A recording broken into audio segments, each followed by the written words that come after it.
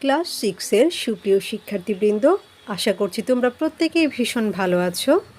Learning with a প্রিয়ার আজকের আয়োজনে তোমাদের জন্য থাকছে ইউনিট 8-এর লেসন 8.2 এবং পেজ নং হচ্ছে 62 এবং 63। তো আমি প্রথমে তোমাদেরকে ইনস্ট্রাকশনটা একটু পড়ে শোনাবো।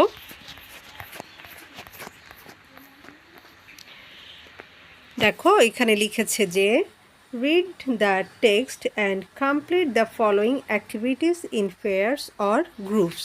অর্থাৎ নিচের এই টেক্সটটি পড়ো এবং অ্যাক্টিভিটিগুলো জোড়ায় বা দলবদ্ধভাবে সম্পন্ন করো।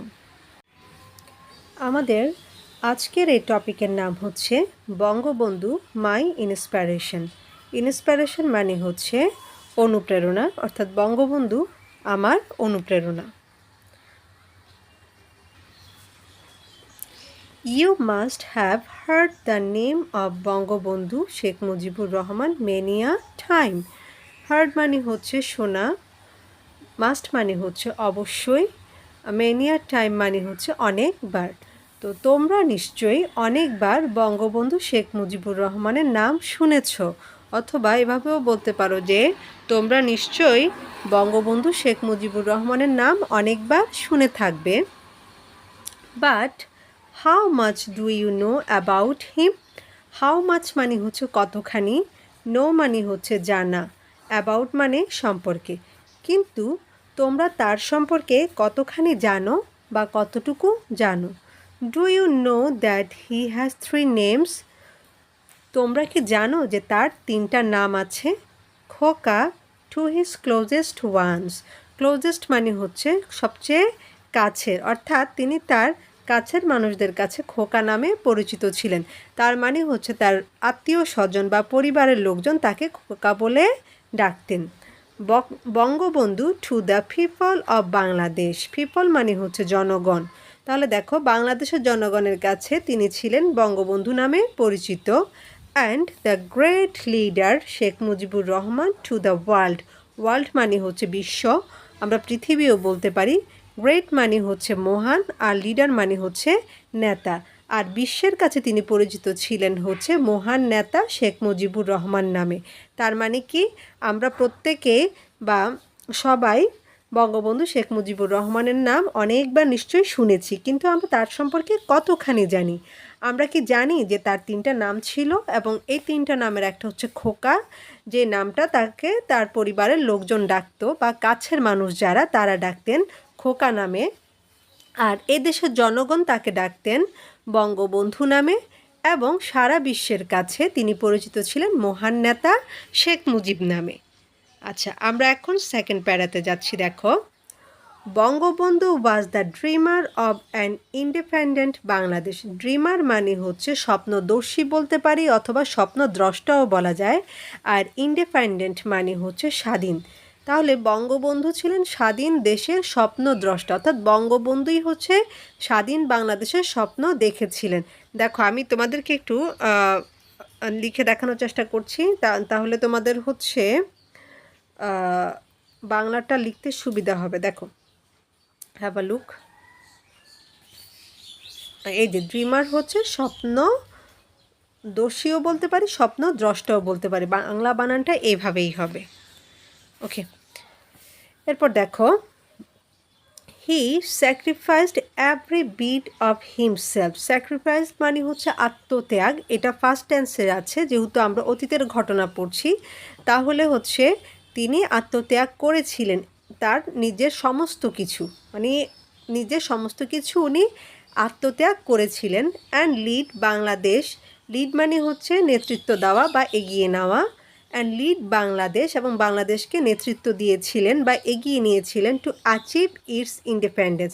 অ্যাচিভ মানে হচ্ছে অর্জন করা।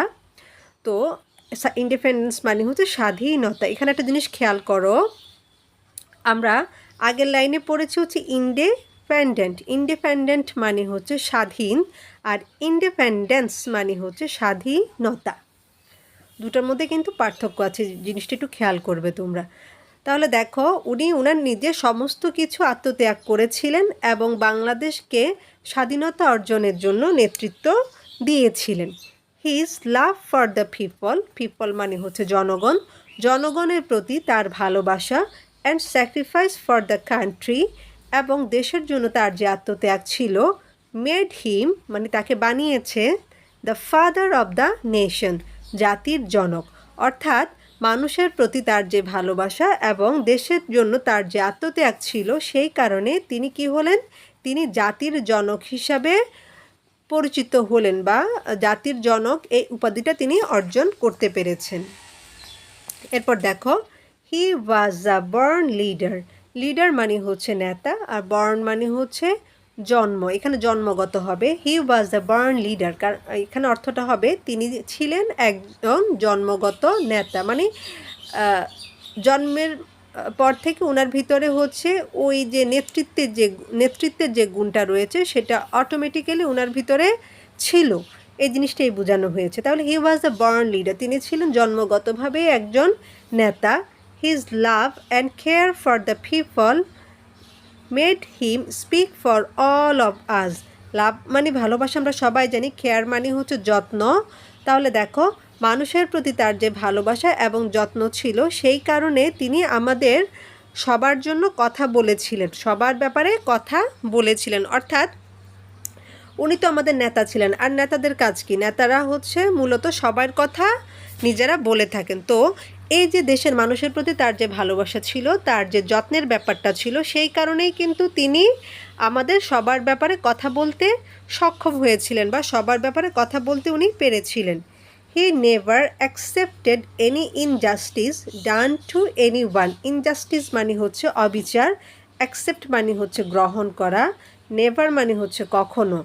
তিনি কখনো কারোর প্রতি কোনো অবিচার হলে সেটা সহ্য করতে পারতেন না, বা সেটা উনি নিতে পারতেন না।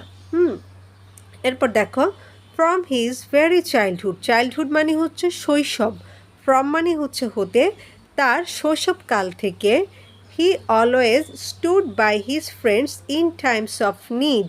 টাইম মানে সময়, আর নিড মানে প্রয়োজন। তাহলে ইন টাইমস অফ নিড মানে হচ্ছে যখন প্রয়োজন হয় আর কি।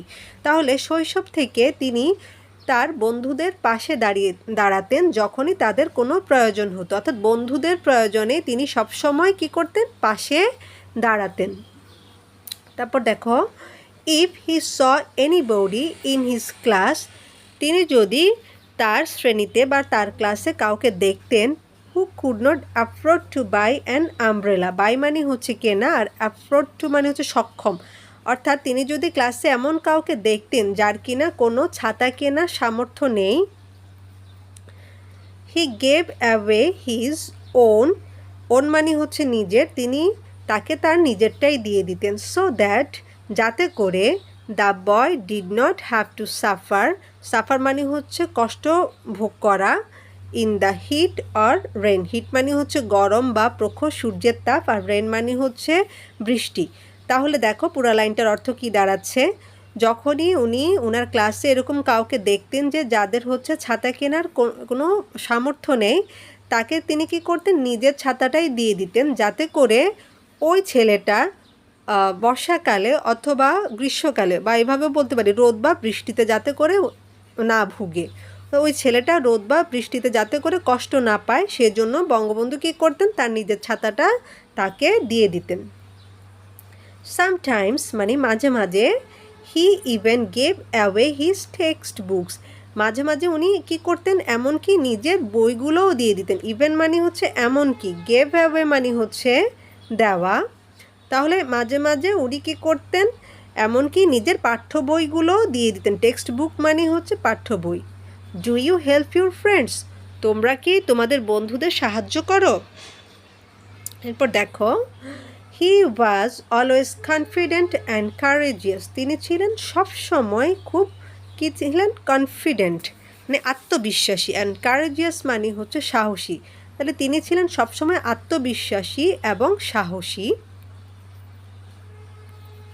হি was not afraid to speak up against injustice মানে হচ্ছে অন্যায় বা অবিচার, স্পিক আপ মানে হচ্ছে কথা বলা, অ্যাগেনস্ট মানে হচ্ছে বিরুদ্ধে, আর অ্যাফ্রেড মানে হচ্ছে ভীত। তাহলে দেখো, হি ওয়াজ নট অ্যাফ্রেড, তিনি ভীত ছিলেন না। টু স্পিক আপ মানে হচ্ছে কথা বলতে, অ্যাগেনেস্ট ইনজাস্টিস, শোষণের বিরুদ্ধে বা অবিচারের বিরুদ্ধে।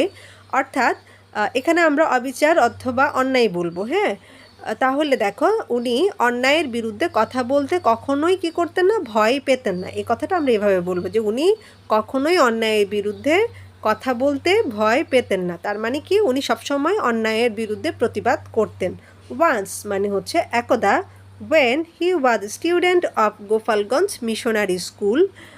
একদা মানে যখন তিনি গোপালগঞ্জ মিশনারি স্কুলের ছাত্র ছিলেন, the chief minister of undivided Bengal. Undivided মানে হচ্ছে অবিভক্ত। তাহলে আর চিফ মিনিস্টার মানে হচ্ছে মুখ্যমন্ত্রী। মিনিস্টার মানে হচ্ছে মন্ত্রী, আর চিফ মানে হচ্ছে মুখ্য। তাহলে উনি যখন গোপালগঞ্জ মিশনারি স্কুলের ছাত্র ছিলেন, তখন অবিভক্ত বাংলার মুখ্যমন্ত্রী শেরে বাংলা একে ফজলুল হক ভিজিটেড দ্য স্কুল। ভিজিটেড মানে হচ্ছে পরিদর্শন করতে আসা। তাহলে শেরে বাংলা একে ফজলুল হক কী করলেন, সেই স্কুলটা পরিদর্শন করতে আসলেন। তাহলে আমরা এখানে আরও একটা ইনফরমেশন জেনে গেলাম যে সেই সময়ে অবিভক্ত বাংলার মুখ্যমন্ত্রী ছিলেন শেরে বাংলা একে ফজলুল হক। দেন তারপর Mujib along with his friends came forward with their demands to repair the school's hostel's roof. এখন দেখো, along with মানে হচ্ছে একসাথে, তাহলে মুজিব আর দেন মানে হচ্ছে তারপর।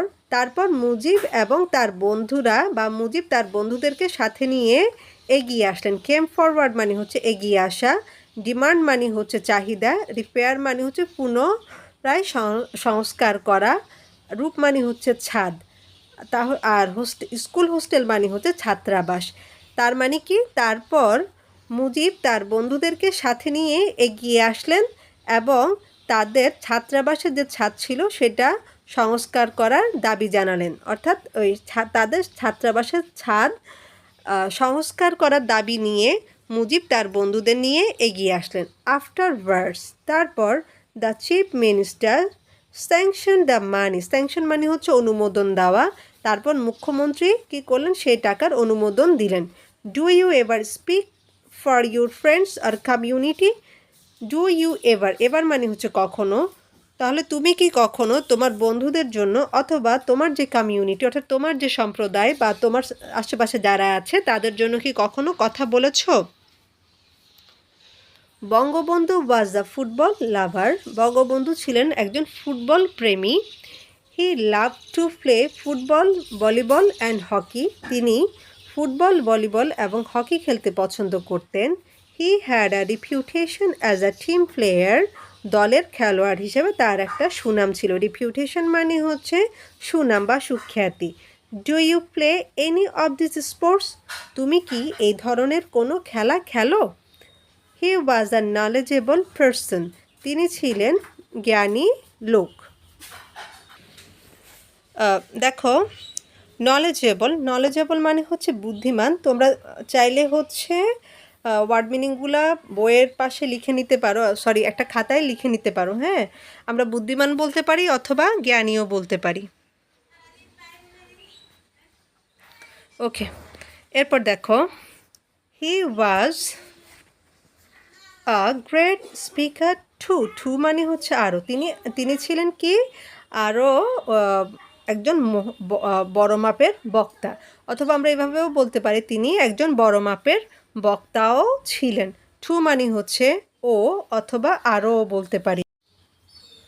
In those days there was no internet or smartphones. হ্যাঁ, এই সময়গুলোতে কোনো ইন্টারনেট ছিল না, স্মার্টফোন ছিল না। He gathered knowledge by reading newspapers. Gathered মানে হচ্ছে অর্জন করা, আর নলেজ মানে হচ্ছে জ্ঞান। আমরা একটু আগে কিন্তু পড়েছি যে নলেজেবল মানে হচ্ছে জ্ঞানী, আর নলেজ মানে হচ্ছে জ্ঞান। তাহলে তিনি কিভাবে জ্ঞান অর্জন করতেন? তিনি হচ্ছেন সংবাদপত্র পড়ে জ্ঞান অর্জন করতেন। Do you read any news papers. তোমরা কি কোনো নিউজ পেপার পড়ো?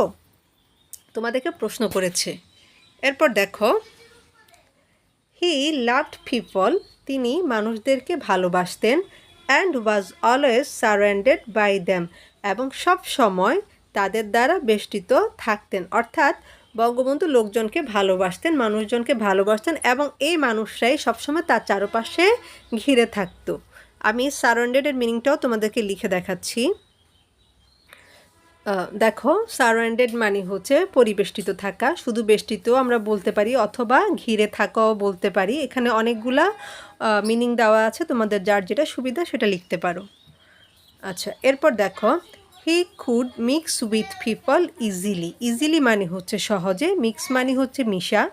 তিনি মানুষের সাথে খুব সহজেই মিশতে পারতেন।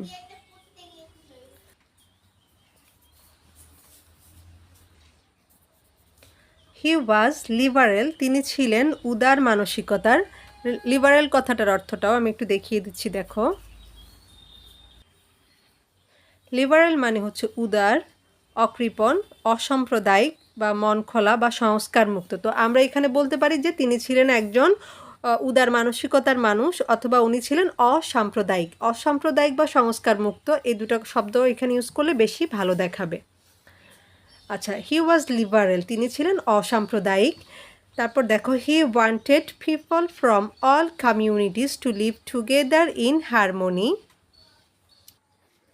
হারমোনি মানে হচ্ছে মিল, ঐকতান, মানে একসাথে মিলেমিশে থাকা যেটাকে আমরা বলি, সেটাকে ইংরেজিতে বলে হচ্ছে হারমোনি।